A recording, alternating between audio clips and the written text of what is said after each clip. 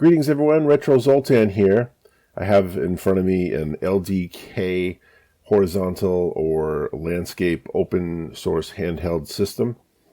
This is also known as the Little Dragon King. This was loaned to me by my friend Bruce. Bruce, thank you very much. I actually have this somewhere in my collection. Was unable to find it. Anyway, let's take a look at the box. It's a nice looking box compared to the last one that I looked at. Has a nice diagram of what all the buttons do. There, it's showing the yellow device. This has 3 different colors. The one inside is actually clear. What white and black mean is really like a translucent white and black. This system goes for about $50 today. It used to go for around like $75, but this has been out for a few years. It's still relevant handheld device because it is open source, but yeah, right now it's about like $50. It's a good deal as far as I'm concerned if you want to emulate some crazy stuff, which is exactly what this thing's good for. So let's look inside the box. Here is the device. Looking pretty good. The normal things that we expect. We have an AV cable and a micro USB charging cable. An interesting thing with this is it doesn't come with instructions. At least this one didn't, and trying to find them online is almost impossible. Bruce assured me that I didn't lose his. I'm guessing maybe instructions aren't important because it is open source. All the emulators are going to have their own instructions for what buttons to push and that sort of thing. So let's look at the device. Right away, the screen it's a 240 by 320 screen. The device feels good. It's a good weight. The size is really good, even for my large hands. It does feel good. It feels comfortable. The buttons have a good springiness to them. I'm not upset by any of this. They feel really good. They don't feel too loose or anything. The trigger buttons have a good snap to it. I really like the feel of this unit. What else can I say about it? The battery life is about 4 hours, depending on what emulator you use. Also, so if we look at the top, there's the charging port, there's the AV port, volume knob, which I love having, pretty smooth there, and the on-off switch. Over here are a couple buttons, depending on what you're doing. These buttons mean different things. I think the top one is for brightness, and the bottom one is for exiting games in most cases, not always. And that's about it. There's really nothing else to mention except for the speakers being in the back. It's nice having 2 speakers. The quality of the speakers looks good, but it is right behind your fingers, like right when I'm playing it. My fingers are pretty much on it. It's still pretty decent. Another thing to mention, so this thing can use 2 SD cards. There's one behind the battery, which has the operating system on it. You can put games on this as well. You can put it all in one, or you can separate it and have the operating system on the one behind the battery, and then the games on the one that you add here. So you can keep removing this one, adding games to it, and putting it back. You can, I think you can go up to 128 for both of those SDs. Since there's no instructions and no specs that I can find on them, I'm just going by what I've heard. I think the highest someone's been able to do is 128. So the LDK originally ran an operating system called OpenDingus. That's no longer the preferred operating system for these. Even now, I think it's even shipped with retro firmware. This originally was on the RS-97. It kind of took a life of its own. Now you're going to see it on multiple devices. I think it works great on the LDK. It's been my preferred method. The menu system's a little bit different than one might be used to. The triggers kind of go through everything there is. You can kind of move stuff around. You can get different themes and graphics and that sort of thing. You can move your icons around, but overall, we're just going to concentrate on the games. There is utilities. There are ports here. So like if you want to play Doom, those sort of things, Duke Nukem, you know, that sort of thing, it is all possible. Heretic, tempting. I love that game. So let's go with the games. There's a lot to emulate, really up to the user. Out of the box, who knows what you're going to get? It all depends on where the SD comes from. This one, the one that Bruce has, I actually helped him in the past, and I put pretty much everything I could on there at the time. Let's just go through them all. There's so many. So let's start with, some of these are computer emulations. I'm going to kind of avoid those for the most part. You know, Commodore 64, that sort of thing. It is possible, some tweaking, and with a little love, you can get your Commodore 64 games to work on here. I'm not going to go into great detail of that. I'm going to kind of just go right to the games. So let's just start with ATARI, Dingus 2600. Dingus. Frogs and Flies. So cool. I think I remember them playing this on the movie Grandma's Boy, and I got all freaked out. I was so excited. I thought you were good at this, man. Because I used to love this game. Every emulator is going to have a different menu. A lot of them are the same. A lot of them just have the same features. You just got to get used to the menu system. I remember when I first started using this thing, I continually went to like other screens, and I'm like, no, I don't want the ports. I want to get back to the games.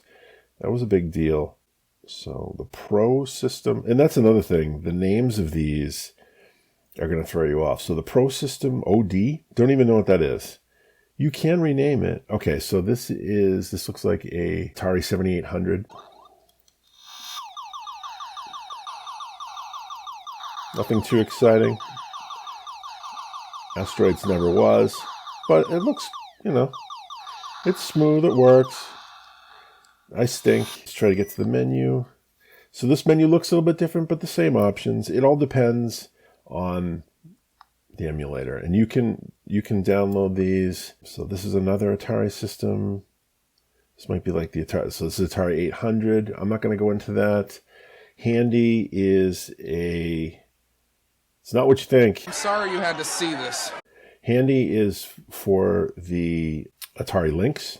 Someone decided that was a good name for it. And again, so I just opened up this and I didn't want to because I pushed start. And this emulator, they decided to make start the menu button. So it's a little bit of a learning curve for every emulator that you use. This is the better one. This game always stressed me out because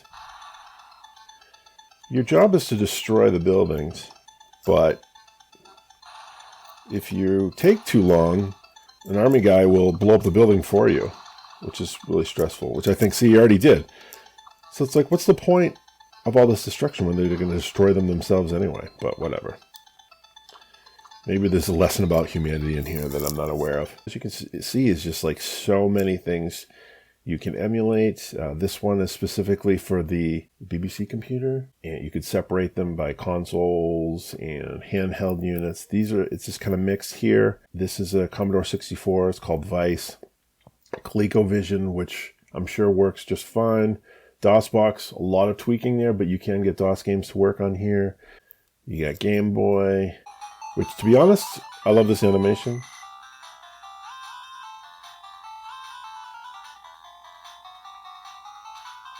I could watch that all day. So this one set up, you can change the color and all that stuff. As I say, every emulator is different. So that was Gambit. Oh Boy is for Game Boy Color. So let's take a look at Game Boy Advance. How well does it work on the LDK? Let's find out. It's worse than I expected. And this game drives me nuts with all the text. So there's a little slowdown. Some of these emulators will actually let you, will do a FPS check. So you can see 60 frames per second is what we want, but you can see it dropping. Yeah, you can see it dropping down. So that's not good.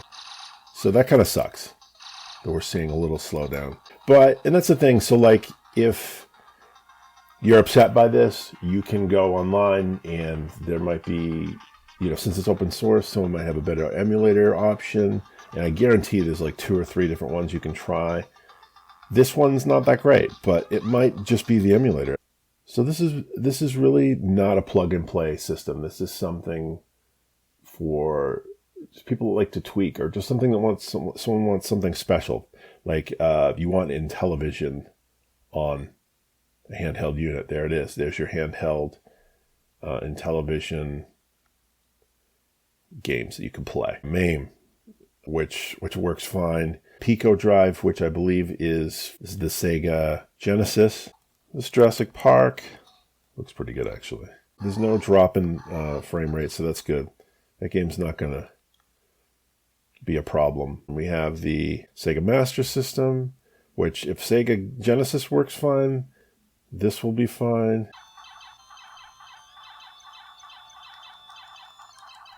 Seems fine.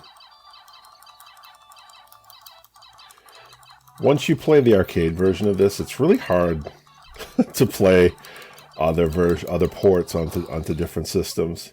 MSX computer, Neo Geo definitely looks different than the others, but it does work just fine.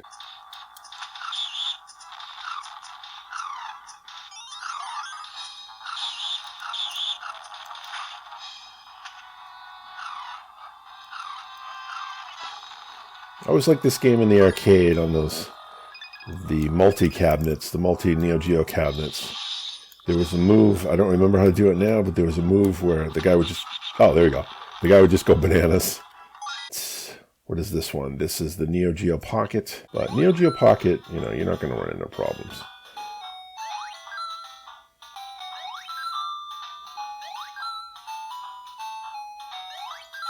Temper, which is a PC Engine.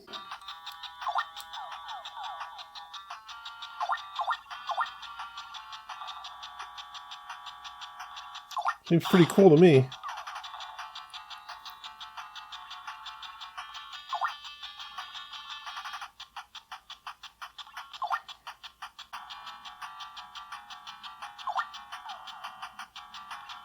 How does the PlayStation fare on the LDK? Let's find out. So far we're looking pretty good.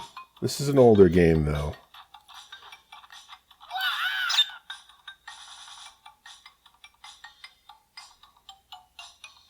Whoa. See it drop down. Yeah.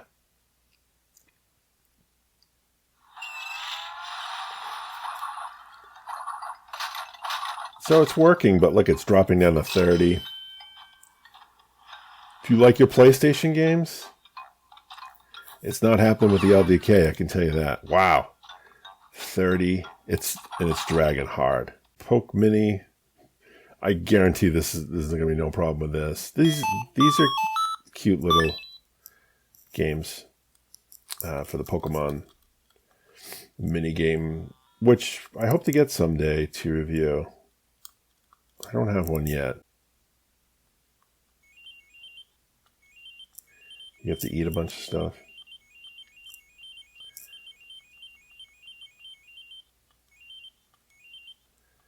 Not quite sure what the point is of this game, but oh, I just ate like a Pokemon. The Potato, yeah, the supervision. No one even knows about the supervision. Some do, but like, would you want to emulate it? Or would you rather just own it, you know? But you can kind of get a feel for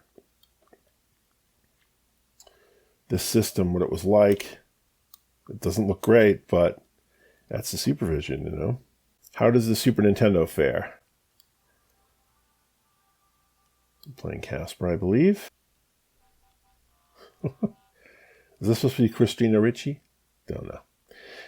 Anyway, I have no idea how to play this game, but it does kind of seem cool. The frame rate isn't dropping. So you have the Spectrum, Stella, which is another ATARI.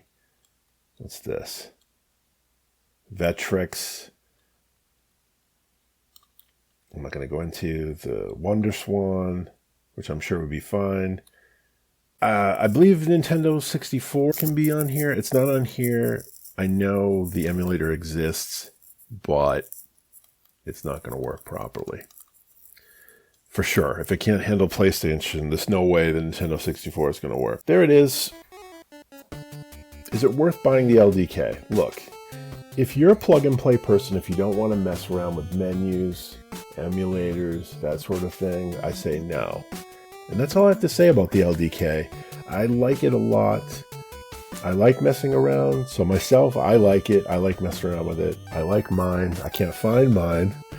I really appreciate it. Again, Bruce, thank you for letting me borrow yours. I'm going to return it in perfect condition, I promise. Thanks for tuning in, and we'll see you next time. Bye.